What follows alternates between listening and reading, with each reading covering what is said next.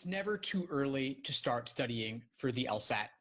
I'd recommend at least minimum 3 months, but preferably 5 to 6 months. So if you're thinking about this early in the process, you're planning, it's January now, you're planning on applying this fall, you have several months ahead of you to make a major impact. There are a couple of things I'd recommend for you. First off is get yourself a study plan. I have day-by-day study plans on my site. They will show you exactly what to do every single day over the entire course of your prep. The other thing I would say is make sure that you're getting and using real LSAT prep tests. Flashcards and things like that are not that useful. The LSAT is not a memorization test. It's a way of thinking. And the longer that you can expose yourself to that way of thinking, in particular the arguments, the logical reasoning section, which is half the exam, the better off you'll be. It takes time to absorb these things, and memorization is not the way. It's a more organic understanding where you actually come to change the way you think. You learn to think more critically and more skeptically, rather than falling prey to the typical logical fallacies that we're all prone to. From there, you could go deeper. You could get my courses. I have courses that cover all sections of the LSAT: games, reasoning, reading comp, also law school admissions, also test day mindset. Those are great general overviews. You could also get my written resources, the guides and the cheat sheets and the checklists. Those are all just things to consider along the way. But to start off, I would get the most recent books of actual LSAT exams. They're published in books of 10.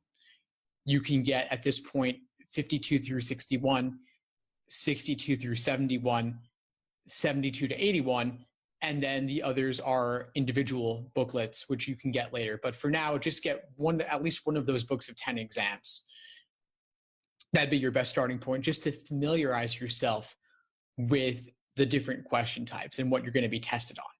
I would not recommend taking a diagnostic test before going in, because it's only going to tell you what you already know, which is that you don't know the LSAT yet, and that's fine. There's nothing wrong with that. The LSAT is like learning a foreign language, and the results of a diagnostic test without any prep are typically pretty discouraging. So I would steer clear of that. Whether you do an in-person class or an online class or self-study with the books, that's really up to you. In-person classes have been dropping in popularity a lot in recent years because typically they are extremely expensive and you have a large class size. You typically have at least 30 people, sometimes even 50 to 70 people in one class with a single instructor. And you're not going to get personalized attention. If, on the other hand, you're able to take a class for free, then that's great. But again, you want the quality to be good, because although you might not be spending money, you're spending time. And your time is valuable. If a class is not serving you, then not only are you wasting time you could have been spending having fun, but you're also not going to want to spend that many more hours on top of that to do studying the right way. You only want to devote so many hours to the LSAT per week, which is reasonable. It's taxing, it's mentally taxing, especially if you're going somewhere after class or after work. It's a major time investment. Most people aren't fortunate enough to be able to study full-time doing nothing but LSAT prep. And I'd imagine that's not your position. So if this free class gets bad reviews, maybe visit it once, see how it strikes you. But otherwise, I would steer clear, and I would use the free resources and the LSAT exams, start there. And then if you are looking for more, which most people typically are, then you could look at online stuff. I've got a ton of free videos on my YouTube channel. But then of course, if you want something more structured, I do have an online course. There are other good online courses out there as well. And they're typically much lower in cost than a quality in-person prep class. You could typically get an online course for under $1,000, and any in-person class is going to approach $1,300 or even $1,500, which is a lot. And you probably don't need it. The benefits of the online class, of course, are that you watch at your own pace, you can redo things, and yeah, it's a great thing to consider and try out before you plunk down even more. Start with the books on your own. Familiarize yourself with the basics. I'm not saying to take an exam and measure your results necessarily, but start studying. Again, you could use my study schedule just to get your feet wet. And once you find yourself hitting some roadblocks and Googling and forums and that sort of thing, if they're not doing it for you, if they're not helping you achieve a breakthrough in your understanding, then it's time to consider arming yourself with additional resources. And those could be additional written resources like prep books, or those could be online video resources like an online course. So I would say start with the books, start with free stuff, and then if that's not doing it for you and you need something more structured, then go deeper and research some potential options. It could be after a few weeks or a month. Basically, it's whenever you feel frustrated enough to the point where you think to yourself, I'm not going to be able to do it alone, and I need some additional resources. I need someone guiding me along the way. But again, it depends on your timeline. If you're studying for 5 or 6 months total, then you could afford to spend a month going it alone. If, on the other hand, your timeline is shorter and then time is of the essence and it's time to start thinking about getting help sooner rather than later. I'd say overall, look for help sooner, because that way you can implement any insights you gain in your own studying going forward.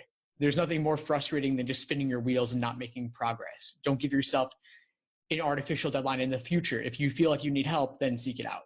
So if you're thinking about when to take the LSAT, I would recommend definitely taking it in June, because June is going to be the last paper and pencil test exclusively. Starting in July, half of test takers will get assigned paper and pencil, half will get assigned digital, and LSAC chooses for you, and you don't get any advance notice, which I think is ridiculous. So I really want you to avoid that situation. If you can, we're in January, you've still got a good 5 months or so, maybe 4 months until the June LSAT. So if you can, try to get it out of the way by then. Register for June ASAP, take it then, and hopefully be done with it. If not, then you'll be one of the first guinea pigs doing the digital, which I'd rather you avoid if you can. You can retake the LSAT whenever you want, and there's not really a downside to retaking since law schools don't average multiple scores. If you take it in June and it doesn't go well, I would recommend in advance registering for July just as a backup, so that way you only have a few weeks or a month as a gap and you can stay fresh and go for the retake. But if you need more time, then go for September. So you've got to do a little bit of planning ahead. Maybe you registered for the LSAT and it ends up being for nothing, but at least you lock in your test center and you lock in your registration. It's annoying to pay a fee that you may not end up benefiting from, but it's just a drop in the bucket compared to the cost of law school tuition and all that. So if you have the summer free, go for July as your retake opportunity. But if you feel like you need more time and you want a few months, then go for September. Either way, you'll still be able to apply at the beginning of the cycle. And so it's not necessarily slowing you down in any way. Thanks for tuning into the show. Please subscribe if you haven't done so already to be notified of new episodes as I release them. And feel free to reach out if you need anything at all as you move forward with your prep. I'm happy to help however I can. In the meantime, I'll wish you all the best and take care.